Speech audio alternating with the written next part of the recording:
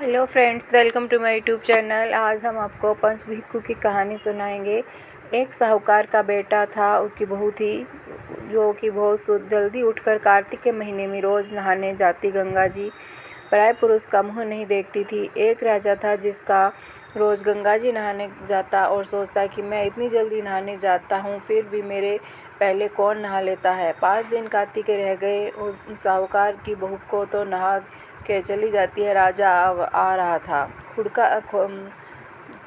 पैर का खड़का सुन के वो जल्दी जल्दी जाने लगी तो उनकी माला मोचड़ी छूट गई। राजा आया और माला मोचड़ी को देखकर सोचा, यह माला मोचड़ी इतनी सुंदर है तो इसको पहनने वाली कितनी सुंदर होगी। सारी नगरी में राजा हेलो फिरा दिया कि जगह की माला मोचड़ी है, जेकि मेरे कहना 5 दिन आवेगी जब मैं बिकी माला मोचड़ी पाछे देऊँगा। साहूकार का बेटा की बहू कुआ दियो कि मैं 5 दिन आऊँगी, पर कोई साग भरन खातर बैठा दियो। राजा गंगा जी में बिछावन करके एक सुआ को पिंजरो टांग कर बैठा गयो। उठी न आई पहली पेड़ी पग धर्यो जद बोली कि हे कार्तिक ठाकुर, राय दामोदर, पंच पांडु, छठो नारायण, भीषम राजा, भी पापी न नींद आ जाइए। मैं सत की हूँ तो मेरो सत राखियो। राजा ने तो नींद आ गई और वह नहा धोकर जान लगे। तो सुआ बोला कि सुआ सुआ सूटा पग घालूंगी देवर, साग भरिए मेरे देवर। सुआ ने बोला, अच्छा भाभी, मैं साग भरूंगा। वे तो कहकर चली गई। राजा हड़बड़ाकर उठ गया। सुबह उठ के पूछा कि सुआ वो आई थी क्या, कैसी थी? तोता बोला, आभा की सी बिजली, होली की सी झड़, केला की सी कामड़ी, गुलाबी का सा रंग।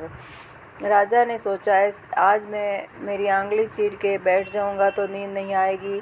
दूसरे दिन अंगुली चीर के बैठ गया और वो आई। भैया वैसे ही प्रार्थना करी, बस उन्हें नींद आ गई। नहा के जाने लगी तो सुआ ने साग भर दी। राजा उठते ही रोज सुआ को पूछता है तो सुआ कल के जैसे ही जवाब दे देता है। वो सोचो, आज तो आँखों में मिर्च डाल के बैठ जाऊंगा। दूसरे दिन मिर्च घाल के बैठ गया। वह बेहाई ही प्रार्थना करती और सुआ को साग भरा के चली जाती। राजा सोचता है कि कल सुला का बिछावन कर बैठूंगा, वो तो नींद नहीं आएगी। वो दिन भी उसको नींद आ गई और वो वापस चली गई। 5वें दिन राजा कह गया कि आग की अंगीठी पर बैठ जाऊंगा। दूसरे दिन वो आग की अंगीठी पर बैठ गया और उस दिन प्रार्थना करती कि आज भी हमारो सत राखिए। राजा को नींद आ गई। वह सुआ की साग भरागी कि पापी ने कह दिए मेरा 5 दिन पूरा हो गया है, अब मेरा माला मोचड़ी पाछा मंगाया है। थोड़ा दिन बाद राजा के कोड निकल आई। त्राही त्राही पुकारन लाग्यो। ब्राह्मण ने बुला कर पूछो कि मेरे शरीर में जल कैसिया लागी। ब्राह्मण बोला कि कोई पतिव्रता स्त्री पर पाप धरा है,